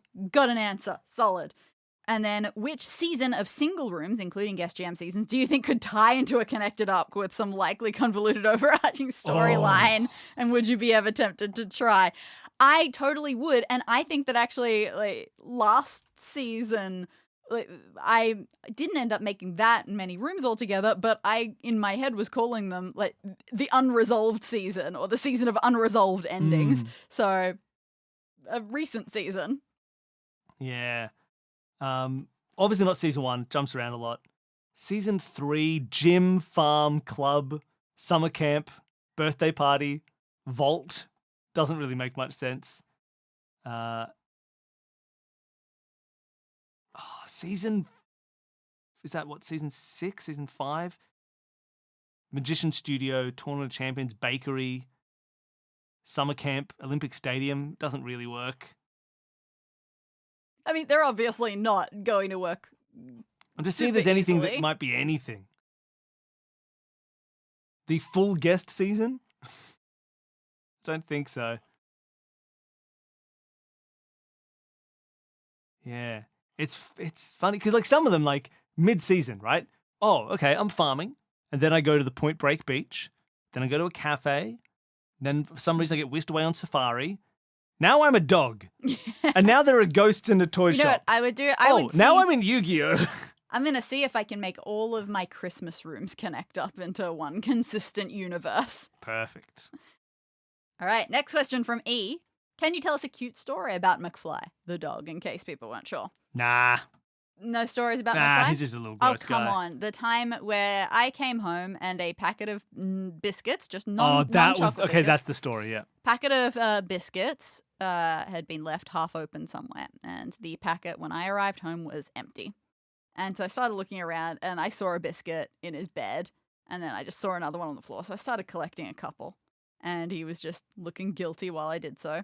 And then I could only find a couple, and then he So started. of course, obviously, he's eaten the rest. He's eaten a bunch of biscuits, and then he would vanish for a moment, and then reappear holding a biscuit.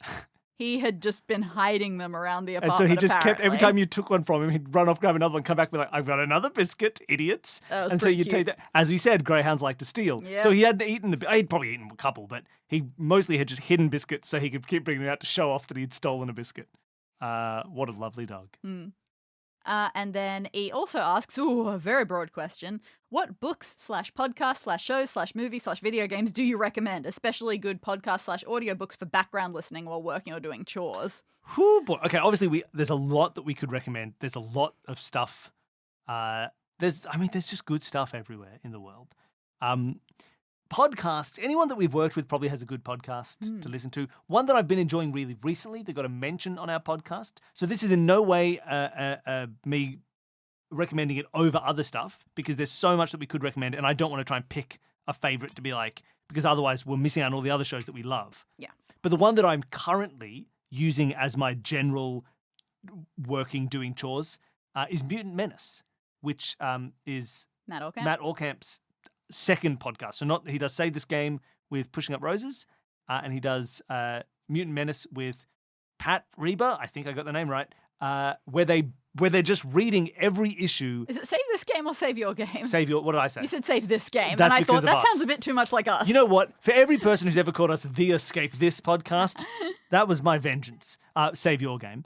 Mutant Menace is literally just reading through every single issue of X-Men, starting from like 1964 or whenever the first one came out, doing like 6 issues at a time per episode. They're very funny. Not the issues, like the hosts. It's very enjoyable to listen to. It's a really nice way to learn about these things without needing to try and go back and actually try and find Locate the them. original issues of X-Men. it's really nice to listen to. It's very intelligible. You know what's going on in each of the issues. And also for me, like, I've never gotten into comic books because I'm a bit of a like media completionist, and the idea of like you have to read this and then this and then this, and then never read these ones, go back to this one. This one ties into this. Have people to do that for you and just sort of start from the beginning is really satisfying. So even though I've never read any X-Men comic in my life, I'm just someone who's my age, so I watch the X-Men movies. I've been finding that a really fun listen recently, so I would give that a go. Fair enough. Any other podcasts that you're wanting to listen to? One that I like doing is a big one that while I'm out walking McFly and listen to on my own and occasionally with you is Goosebuds. For all of the episodes where Goosebuds read through Goosebumps. And I love hearing that. It just makes me happy. I know Goosebumps pretty inside and out. And so hearing people who are gaining familiarity with it is great fun for me. And they're very funny people. And then in general, books, shows, movies, video games, there's so many. I enjoy Stuart Turton's books. Danny's been really enjoying Stuart Turton books. I don't know what I've been. What's something good? You know what I've been reading recently, and have enjoyed a lot. I mostly started reading them to connect more with my mother because they're her favorite books. But I've just been legitimately really enjoying reading Georgette Heyer Regency romance novels. They've been great fun. I think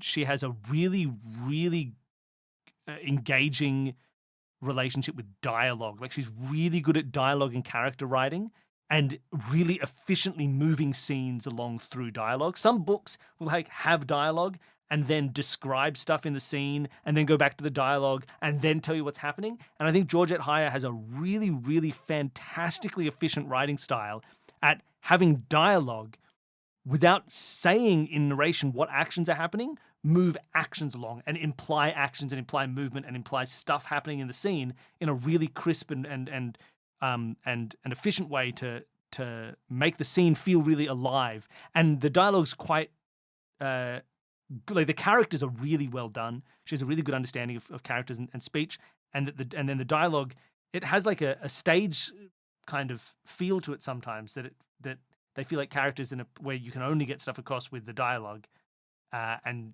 I think she does that really well. So I didn't know whether I would enjoy reading Georgette Heyer at all. It's not like I was someone who enjoyed Regency period things or romance things or anything like that, but my mum's always really liked them, and I've started reading them, and they're great. So if you've never given it a try, I'd give it a go. I think there's a lot of really nicely built people and stories and stuff there that I think is written really well as well. All right. P asks, what's your favorite guilty pleasure non-reality comfort show? Oh. Now, this is difficult because we are typically not people who ascribe to the idea of guilty pleasures. No, But I feel like when I saw this question way back when, I thought of something that could apply. I can't for the life of me remember what it is. What's something that you enjoy while, like, guilty pleasure? Yeah, I don't know. What is something you enjoy while acknowledging the quality of it is in general quite bad, but you enjoy it? Yeah, there's definitely. I think that's the element. That's why, like, going like, I know this is not well written. I know this is not actually good, but I enjoy it because of X, Y, Z. Yeah, the idea of a guilty pleasure, like, I will often be, I suppose, for me. I can always acknowledge that there are flaws in things that I enjoy. It doesn't make me enjoy them less, and I will defend people's right to enjoy the things, but still criticize them in that way.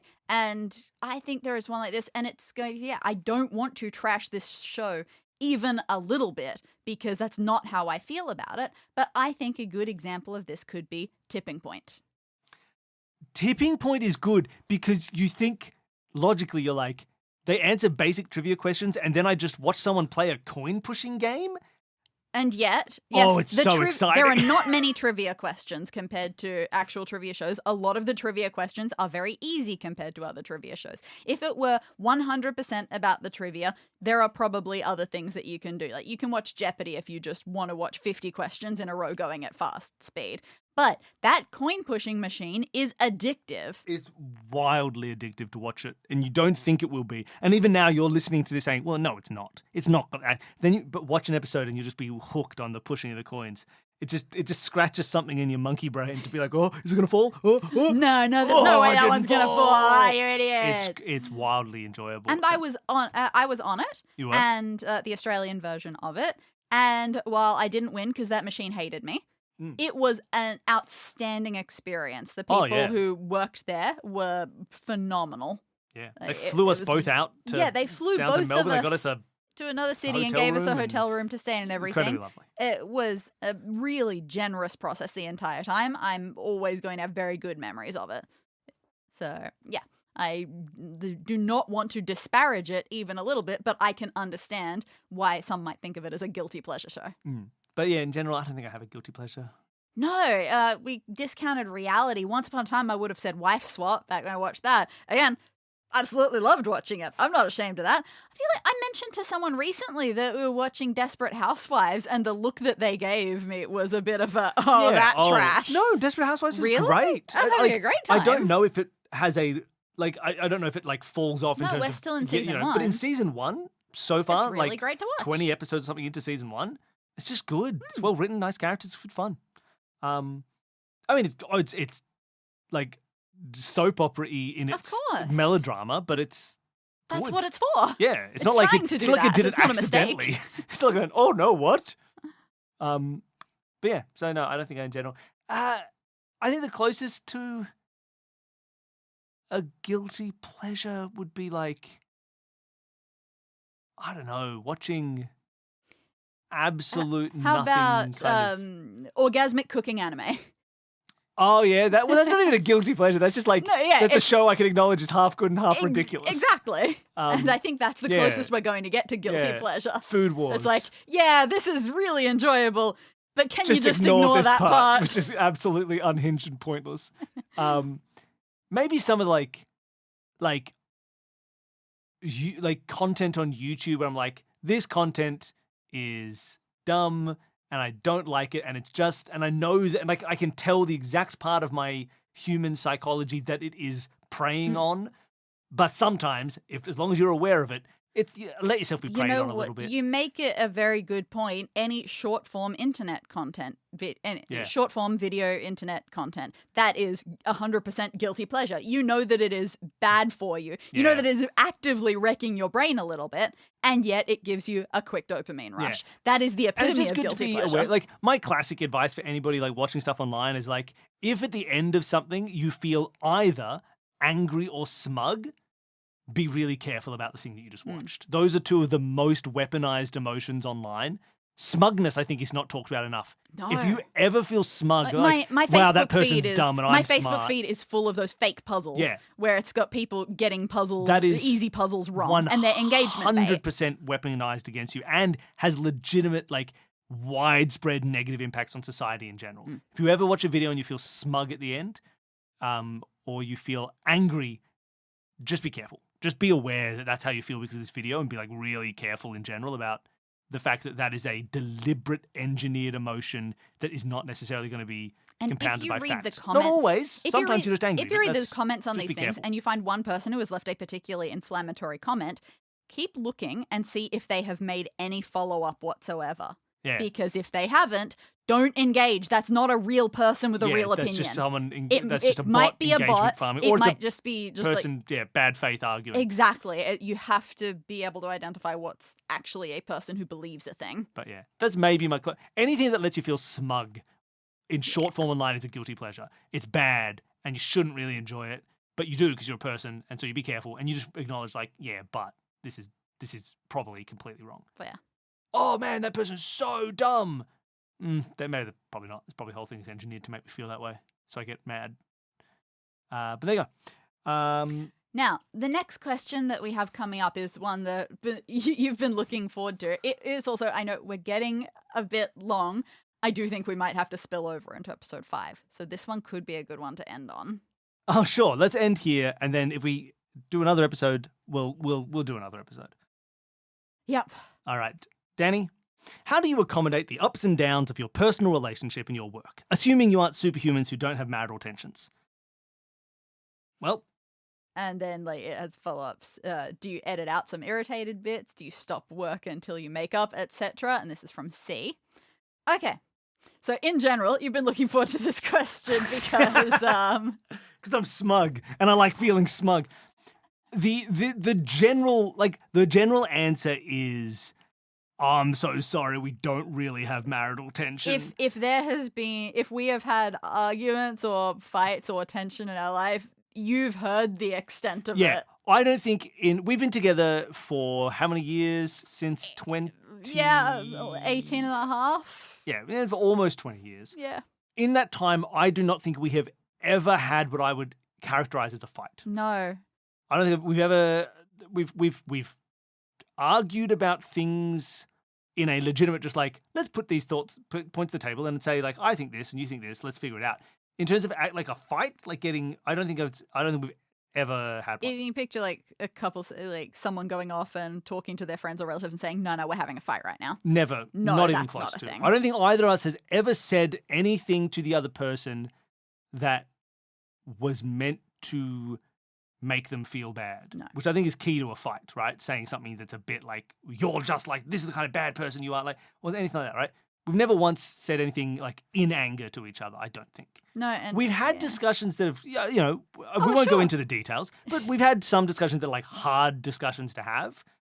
But I don't think we've ever had a fight about anything. And we're generally also on the same page for a lot of the stuff that we want to make. We've had disagreements or discussions about like specific things in the fact that we work together, like, should we do it this way? Should we do it that way? But I don't think it's ever been felt like at the end, one of us is like, oh, fine, do it your way. It's just, let's talk this legitimately. Let's see what points we each have. Let's discuss, let's each go back and forth to say what we think we should do. And we usually just work that through until we get to the same place. Yeah, and there are a couple of things that when it comes to actually on the podcast, like some irritated bits.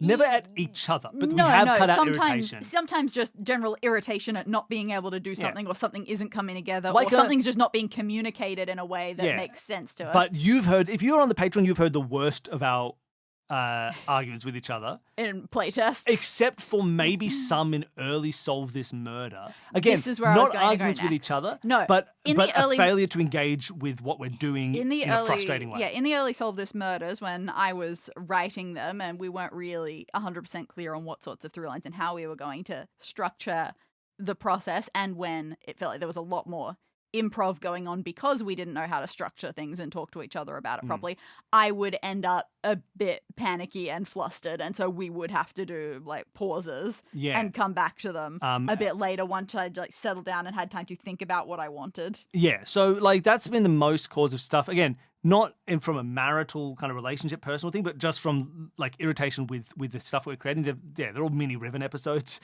where we got a bit bothered by the thing. There is nothing, and part of it as well is, for me, and I think for a lot of people, one of the hardest things when you're trying to solve a puzzle is a feeling of being completely stumped, not being given like a clue, but having another person in the room who knows the answer to what you're stuck on. And it's like, come on, no, you might get it. You might, all right. This idea of like, I don't know. And then you start to feel judged. You start to feel like, well, yeah, well, whatever. Like, how am I going to get this? Like, no, you're going to get there. No, I'm not. Right? And often in an Escape This Podcast scenario, that doesn't happen as much because there's always a group of people who are just as stuck as each other. When we were streaming like Riven, I think it got to us because like or got to me especially because like we don't know, but everyone in the audience is watching being like, well, a lot of us know, or we've looked it up, or we figured it out, or, oh, I've noticed it. And you're like, well, how dare you? I'm not an idiot. I'm not an idiot. And that can be a tough emotional thing. And so in a Solve This Murder recording, sometimes it's like, I don't know what question to ask, or you don't know how to answer a question I want to ask. And like, I know the kind of answer I want from you, and you don't know what to give. And so it's just like, I'm like, oh, what do you do this? You're like, no, no, that's not gonna, or the other way around. I'll be like, you'll say like, well, why don't you go back to what you know about who could be lying? I'm like, I've gone back to who's lying and I don't understand it. I think that can be tough to be the person who doesn't know only in a room with someone else who does.